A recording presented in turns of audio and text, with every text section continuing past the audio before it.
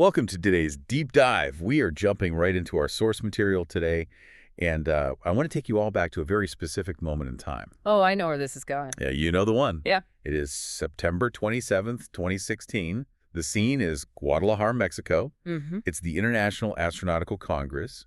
Now, if you are in the aerospace world, this is basically the Super Bowl, Comic-Con, and the Oscars all rolled into one. Absolutely. The energy in that room was electric. Right, because Elon Musk is on stage. Yeah, this was the big keynote.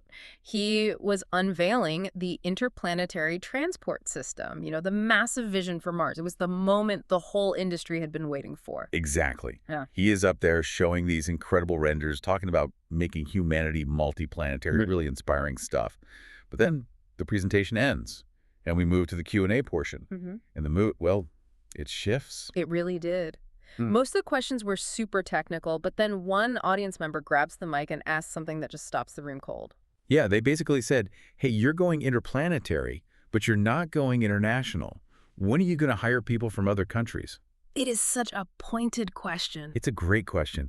I mean, you've got this room full of the brightest engineering minds from all over the planet, and they are looking at SpaceX, this beacon of innovation, and wondering, why not me? And Musk's response was fascinating because he didn't just say, we don't want you. Right. He paused. He looked a little pained, actually, and he said, I think people are very confused about this. He claimed that rocket technology is considered advanced weapons technology. He effectively said his hands were completely tied by the U.S. government, specifically by ITAR regulations. The exact quote was, "It is not that I don't want to hire people, it is that I cannot hire people." Cannot. That is a very definitive word. Very. He basically told the world, it is illegal. I would love to have you, but the law says no. And that answer, for a lot of people in that room and watching online, just shut the door. It killed the dream. It certainly silenced the room. It sounded like the final, unarguable word on the matter. But that is exactly why we are doing this deep dive today. We have been reading through a fascinating stack of documents, specifically a draft book titled Managing Foreign Nationals in the ITAR Workplace. And our mission today is to figure out if that was actually true. It turns out that definitive answer wasn't the whole truth. In fact, our source material suggests that Musk's answer might have been, let's call it a convenient simplification. Yeah, a simplification that hid a very complex reality. So to figure out if it's actually illegal for a foreign national to work in rocket science in the U.S., we need to unpack the complex world of export controls, the definitions of U.S. persons, and what the source calls the art of the possible. Right, because it really is an art. But before we get into the heavy regulations, we have to talk about Pachelbel's canon. I was wondering when you would bring up the wedding music. I have to. The source material opens with this fantastic analogy about a church organist. Let's unpack this for the listener. The author admits to being a bit of a musical fraud. For years, this organist played Pachelbel's canon in D, the classic wedding song, but they played it in the key of C major. Right. And to the average listener sitting in the pews, that distinction means absolutely nothing. Exactly. To the wedding guest, the untrained ear, it sounded perfect. It was pretty. It was recognizable. It got the bride down the aisle.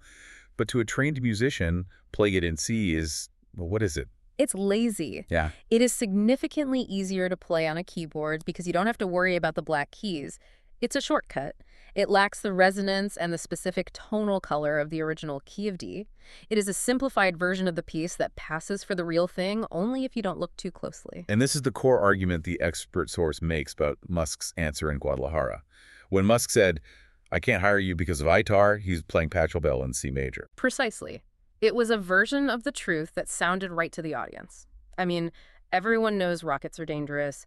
Everyone knows the government is incredibly strict about weapons. Yep. So saying it's illegal sounds highly plausible. It completely satisfies the untrained ear. But if you are a trained musician in the world of export control, you know that answer is off-key. It's a lazy misdirection. Exactly. It's intentional misdirection that shuts the door on hope rather than explaining the messy reality. So the D major version, the real complex truth, is that he could hire them, but he just didn't want to explain why it was so hard. The reality is that hiring a foreign national in aerospace is not impossible. It is not strictly illegal. It is just excruciatingly difficult. Gotcha. It is expensive, it is resource heavy, and it involves a level of bureaucratic kung fu that most companies just don't want to deal with. Musk played the song in C because explaining the key of D would have taken an hour and involved a ton of nuance. Okay, so let's stop playing the easy version. Let's play this in D major for our listeners. Let's do it. If we want to understand the truth, we have to define our players. Musk said people are confused. Honestly, I think a lot of people are confused. Who exactly is allowed to work on rockets? What makes someone a U.S. person?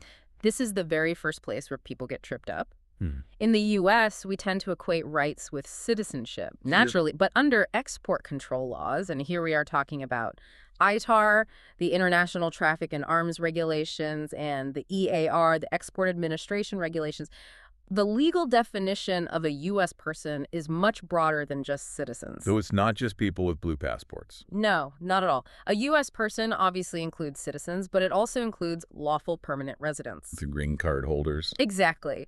Green card holders are fully U.S. persons under these rules. But it also includes a third category called protected individuals. Okay, what is a protected individual? This is a crucial category. It includes political refugees and asylees, people who have been granted asylum in the United States. Wait, so if I am a refugee who just got granted asylum, legally, under ITAR, I am in the exact same category as a guy born and raised in Ohio. For the purposes of export control, yes. You can touch the rocket parts. You can read the blueprints. You are a U.S. person. That is a massive distinction. Because if that is the definition, then companies posting job ads that say U.S. citizens only are technically restricting people they legally shouldn't be restricting. And that is exactly why the Department of Justice went after SpaceX. Lawsuit. Yes. In August 2023, the DOJ filed a major lawsuit alleging that SpaceX was systematically discriminating against asylees and refugees. Wow.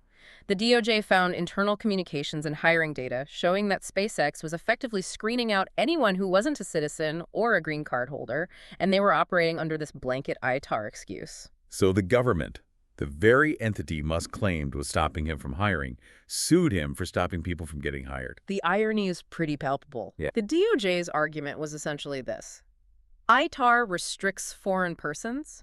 It does not restrict refugees. By telling refugees they can't work here because of ITAR, you are discriminating against them. And it proves that the blanket we can't hire non-citizens statement wasn't legally sound. Exactly. Now, before we move on to foreign persons, I want to note a very specific instruction from our source material. The naming rule. Yes, the Pierre rule. The author explicitly warns against using racial or national stereotyping names when discussing hypothetical foreign workers. Yep. So you won't hear us talking about Pierre from France or anything like that.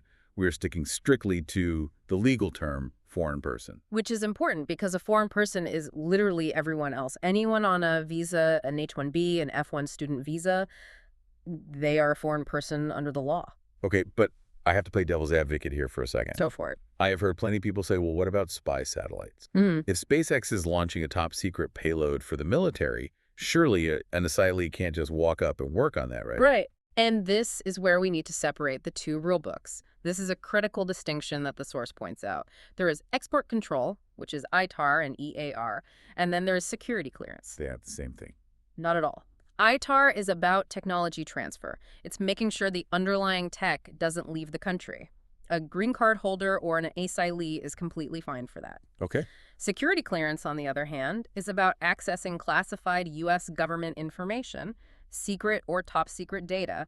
For that, the government almost always strictly requires U.S. citizenship. I see. So Musk wasn't totally wrong. He was just conflating the two things to make his point easier to digest. He was definitely blurring the lines. Yes, if you are working on the specific payload integration for a highly classified spy satellite, you probably need to be a citizen.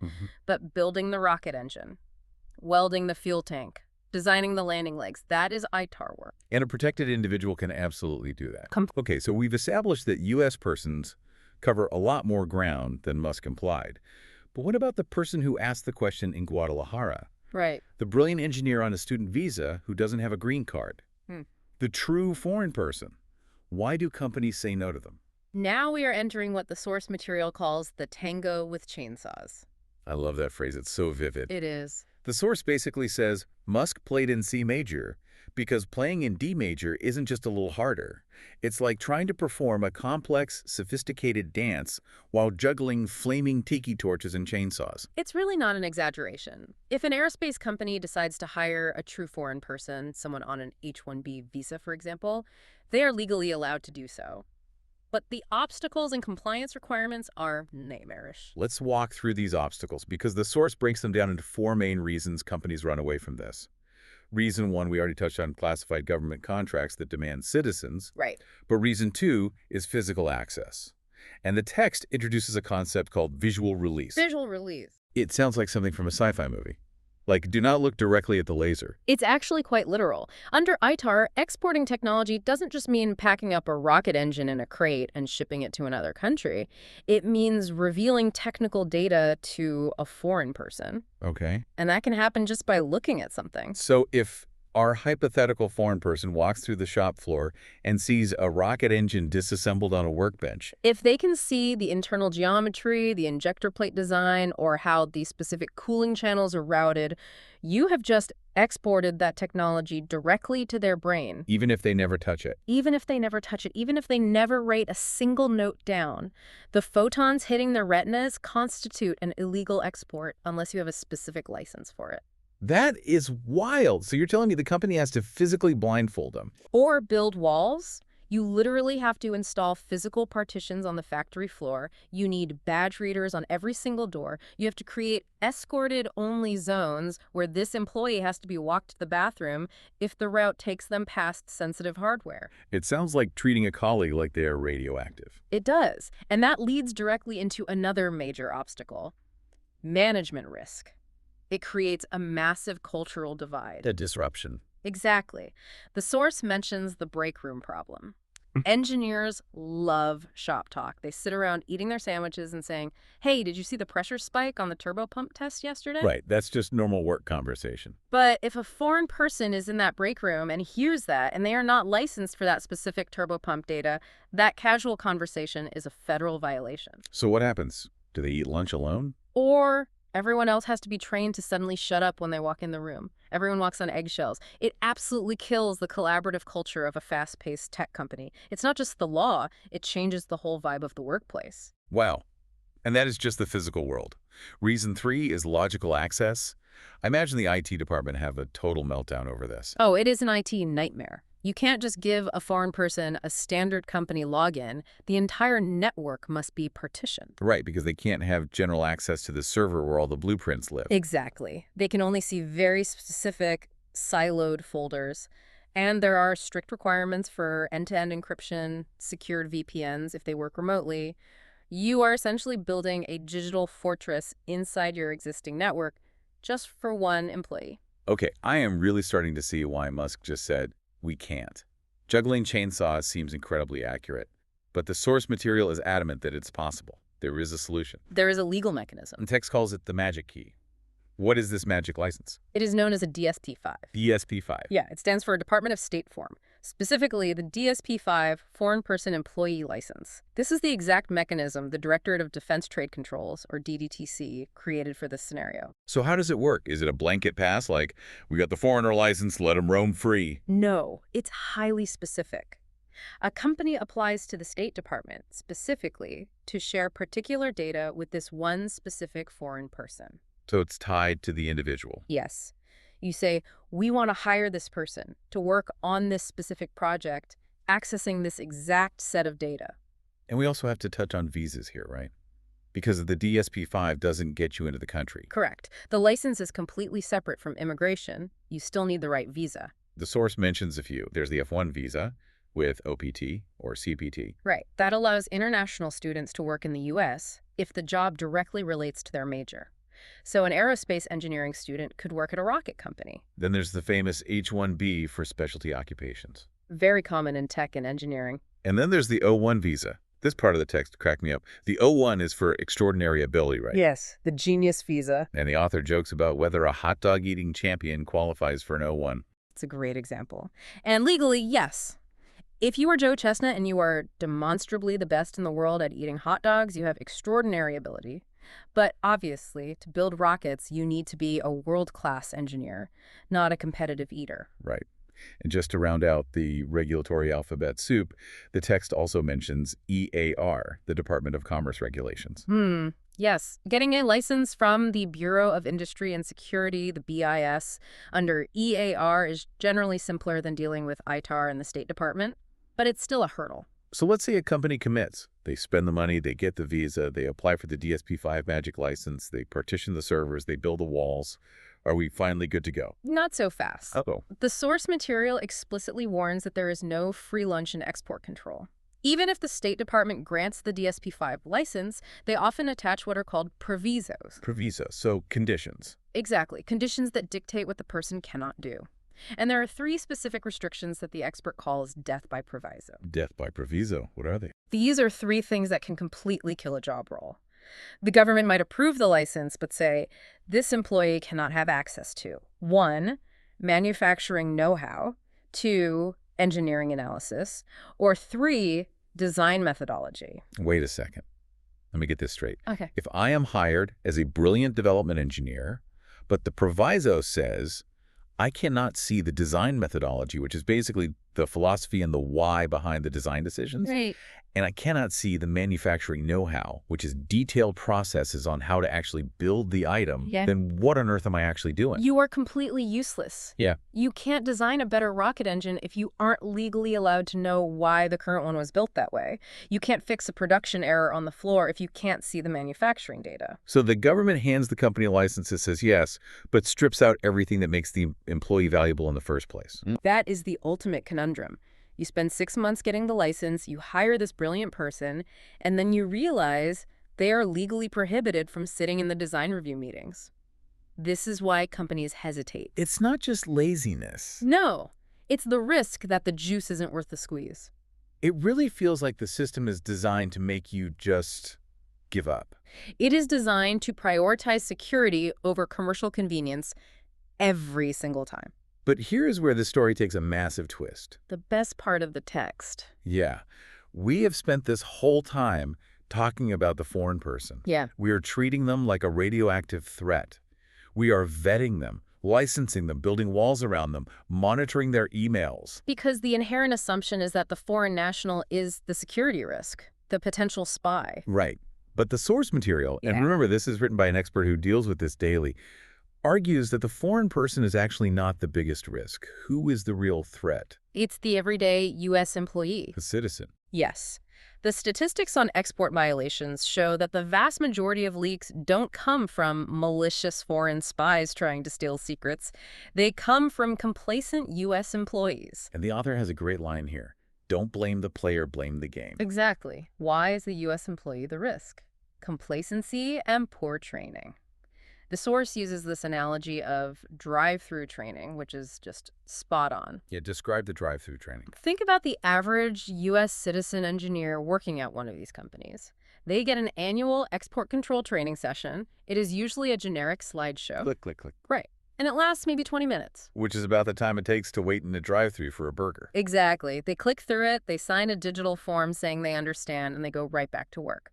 We are expecting them to memorize and flawlessly execute thousands of pages of complex federal regulations based on a 20-minute refresher once a year. So meanwhile, the foreign person who knows their visa and their entire livelihood depends on following the rules strictly is probably the most compliant person in the building. They are terrified of breaking a single rule.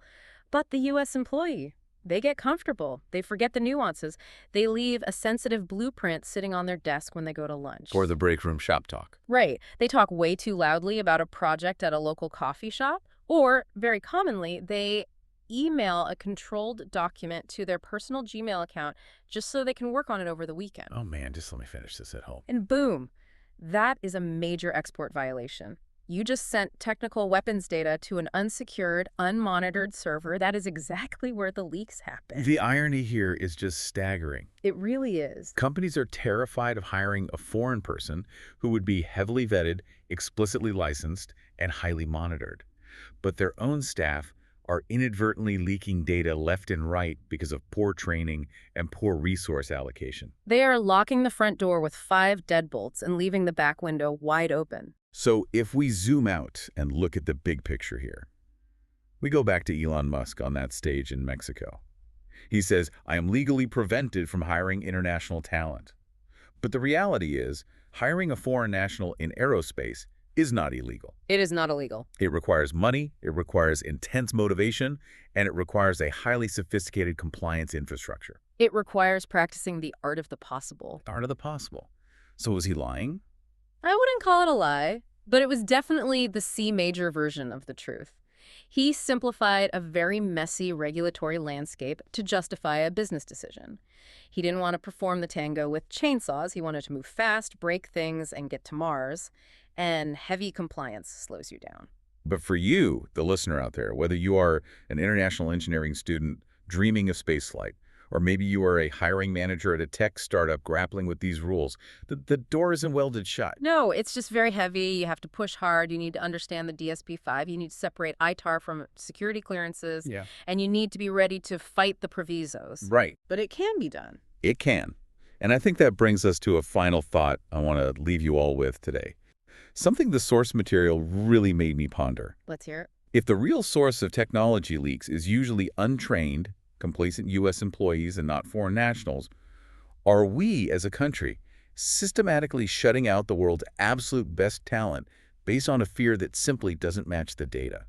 That is the million-dollar question. If the next revolutionary propulsion genius is sitting in a university in India or Italy, and we refuse to hire them because the paperwork is too annoying, we aren't just protecting our technology, we are stunting our own progress. We are limiting the future because we are afraid of a risk we've misidentified. Exactly. So the next time a CEO gives a very simple, definitive answer to a complex regulatory question, remember the church organist. Always question the key signature. Is it really the truth, or are they just playing it in C major for the audience? That is all for today's deep dive into the messy, bureaucratic, and utterly fascinating world of rocket science export controls.